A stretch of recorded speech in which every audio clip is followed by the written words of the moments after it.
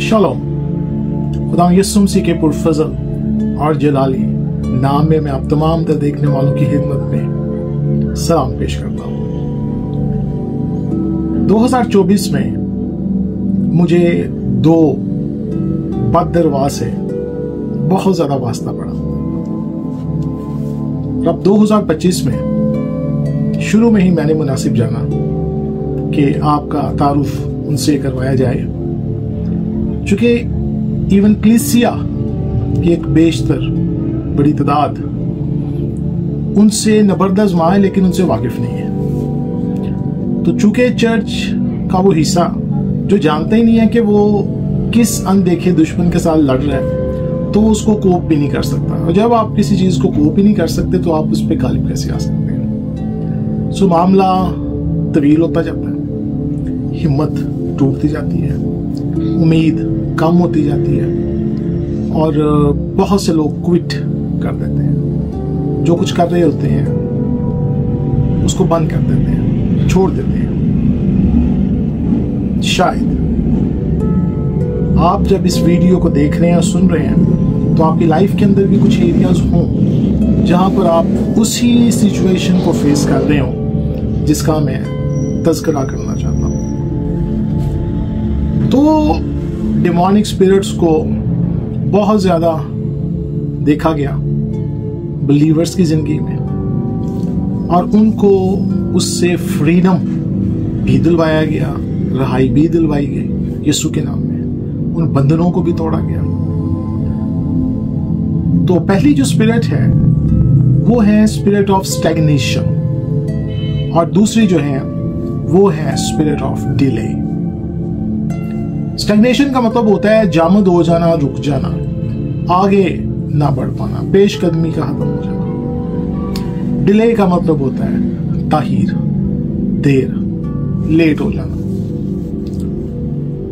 ऐन मुमकिन है कि इस वक्त भी आपकी लाइफ के अंदर कुछ ऐसे पहलू हों जहां आप एक अरसा से दुआ कर रहे हैं और आप सदके दिल से दुआ कर रहे हैं। आपकी नीयत में खोट नहीं है, शक नहीं है, बाइबल के प्रिंसिपल्स भी आप अपना रहे हैं, वैसे ही कर रहे हैं ईमान के साथ दुआ जैसे आपको सिखाया गया। तो भी जिस चीज के लिए आप खुदा के हुजूर रुके हुए हैं कि आपकी जिंदगी के अंदर वो उस काम को करे, ये आपकी हेल्थ से रिलेटेड हो सकता है। कोई आपको हेल्थ में इशू है और आप हीलिंग चाहते हैं, मेडिकल चाहते हैं। ये फाइनेंशियल एरिया हो सकता है, माली या मुआशी, रुपए पैसे की कमी और ब्रेक थ्रू आपको नहीं मिल रहा। ये स्पिरिचुअल एरिया हो सकता है, दुआ कर रहे हैं शायद आज भी रोजे में और आपने ठाना हो कि किस रोजे रखेंगे, जैसे बहुत से लोग रखते हैं साल के शुरू में। अच्छी बात है, तो भी आपको ब्रेक थ्रू नहीं मिल रहा जो रूहानी ब्रेक थ्रू आप चाहते हैं। ये रिलेशनशिप का एरिया भी हो सकता है जहां पे आप अपने लाइफ पार्टनर का वेट कर रहे हैं। आपका लाइफ पार्टनर आपको दूरबीन से भी नजर नहीं आ रहा। आप चौथे रुख के भी सारे असूल जो डॉक्टर यागेजू ने बयान किए उनको सामने रख के उसको कॉल कर रहे हैं, उसको रूहानी आलम में बुला रहे हैं, वो आ ही नहीं रहा।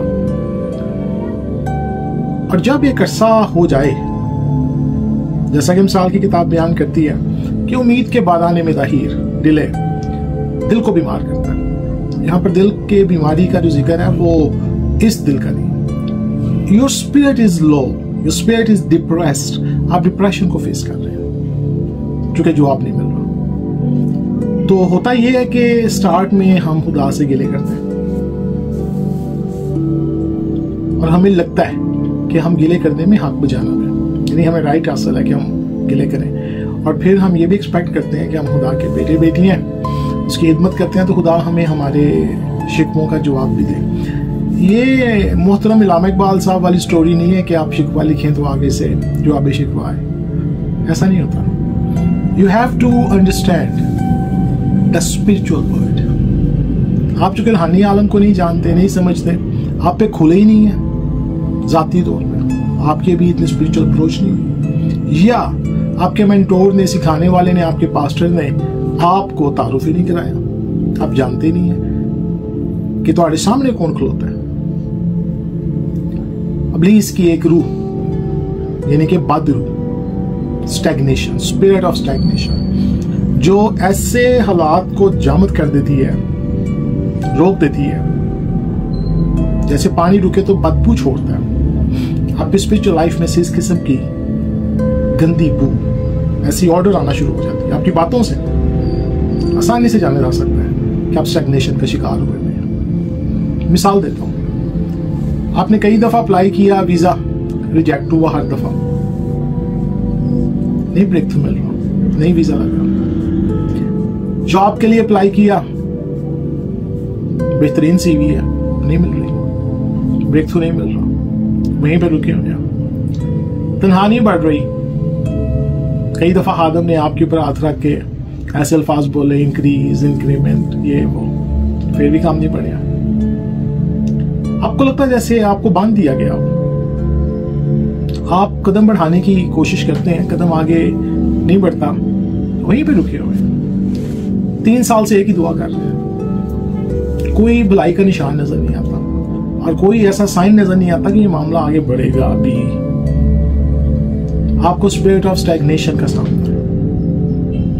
इब्लीस ने अपना कासद भेजा हो आपके खिलाफ कि आपकी जितनी भी कोशिश आगे बढ़ने की, उसको रोके, स्टॉप करें, हिंड्रेंसेस पैदा कर दे, चेन्स लगा दे, जंजीरें लगा दे, बढ़ना ही आगे मुश्किल हो जाए। और आप हाफ गए हैं, पंजाबी का लफ्ज मैंने इस्तेमाल किया है, हाँप रहे हैं, सांस आपको चढ़ा हुआ है, जोर लगा लगा के गैर जुबानी बोलते जा रहे हैं। अवलन तो बेगाना जुबान इसका हल ही नहीं है, इस पर मैं फिर कभी बात करूंगा, क्योंकि यहाँ पे आपको अक्ल के साथ दुआ करनी चाहिए, प्रॉब्लम को जान के।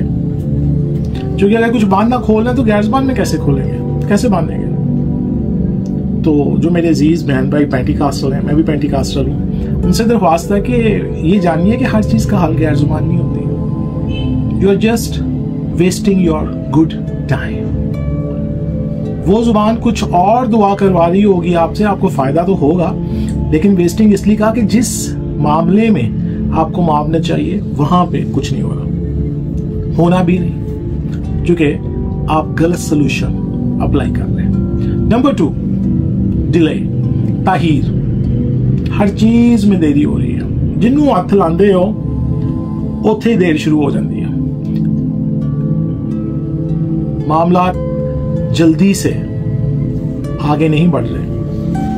आपके साथ कुछ लोगों ने किसी चीज के लिए अप्लाई किया था और वो कब से कामयाब हो चुके, अपने मकसद में आगे निकल चुके, बैरूनी मुल्क जाना था तो पहुंच चुके, सेटल भी हो चुके, जॉब का मामला था तो कब से अपग्रेडेड भी हो चुके, but you are still there. आपको ताहीर का सामना है। जिस चीज को आप शुरू करते हैं उसमें आपको सिम्टम नजर आना शुरू हो जाते हैं कि चीजें देर हो, चीजें स्टैग्नेशन का, रुके हुए पानी की तरह जामद हालत में। तो व्हाट टू डू, क्या किया जाए? रोजा रखा जाए? नो। बेगाना जुबानों में दुआ बढ़ा दी जाए? हरगिज नहीं। फिर क्या किया जाए? अंडरस्टैंडिंग, फहम हासिल किया जाए कि स्टैग्नेशन क्या है, क्योंकि बाइबल इसका खुल के जिक्र करती है। डिले क्या है, ताहीर क्या है, इनको तोड़ा कैसे जाए, इनके एंटीडोट्स क्या है स्पिरिचुअली। रूहानी आलम में अगर ये चीजें एग्जिस्ट करती हैं, इन्होंने आपके रास्ते रोके हैं, तो रूहानी आलम के अंदर इनके ऊपर गालिब आने के तरीके भी हैं। याद रखिए, आखिरी बात मैं ये कहना चाहता हूं, आज मैं आपको सिखाने नहीं लगा, मैंने सिर्फ आपको इंट्रो देना था, क्योंकि 2024 में ये स्पिरिट्स मारे नहीं गए, ये आज भी काम कर रहे हैं। स्टैग्नेशन आज भी है, डिले आज भी है। एंटीडोट स्पिरिट ऑफ एक्सेलरेशन क्या होती है, स्पिरिट ऑफ डिवाइन स्पीड क्या होती है, एंजल ऑफ एक्सेलरेशन क्या होता है, उसके साथ मिलकर काम कैसे किया जाता है, ये आपको सीखने की जरूरत है। कल नया जोर ला के बेगाना जुबान बढ़ाने की जरूरत नहीं है। दुरुस्त हल, क्योंकि हम बहुत सी प्रॉब्लम्स को जो रूहानी आलम में फेस कर रहे हैं, उनका जो हल कर रहे हैं वो दुरुस्त नहीं है। जैसे आपको माली ब्रेक थ्रू चाहिए तो आप दुआ शुरू कर देते हैं, जबकि आपको सोइंग करनी चाहिए। इस तरह के बहुत से मामला हैं, ना किसी ने सिखाए ना किसी ने बताए। और कलीसिया गैर जुबानों पे गैर जुबान, मैं गैर जुबानों के खिलाफ नहीं हूँ, मैं खुद घंटों बोलता हूँ खुदा उनके फजल से। आप बोलें, आपकी भी अपनी रूहानी तरक्की होगी, लेकिन सिर्फ ये बताना चाहता हूँ कि आपको अब इन चीज़ों पर गालिब बनना चाहिए। और गालिब आप तब आएंगे जब आप मार्फत रखते हो।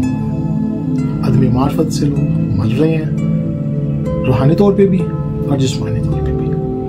आई एनकरेज यू कि अच्छे मेंटोर्स का इंतखाब कीजिए। ज़रूरी नहीं जिस चर्च में आप जाते हैं, जिस चर्च के पास्टर किताबें आप हैं, वो सारे सवालों का जवाब जानता हूँ। मैं उसके खिलाफ नहीं, मैं तो उसका नाम भी नहीं जानता, लेकिन उसको ढूंढिए जो खुदा ने आपके लिए रखा है, ताकि आप दुरुस्त हाल जाने और प्रॉब्लम से छुटकारा पाए। May God bless you and may God provide you the mentors जो कि आपको इन स्पिरिट्स के ऊपर गालिबाना सिखाएं। खुदा आपको बहुत बरकत दे। आमीन।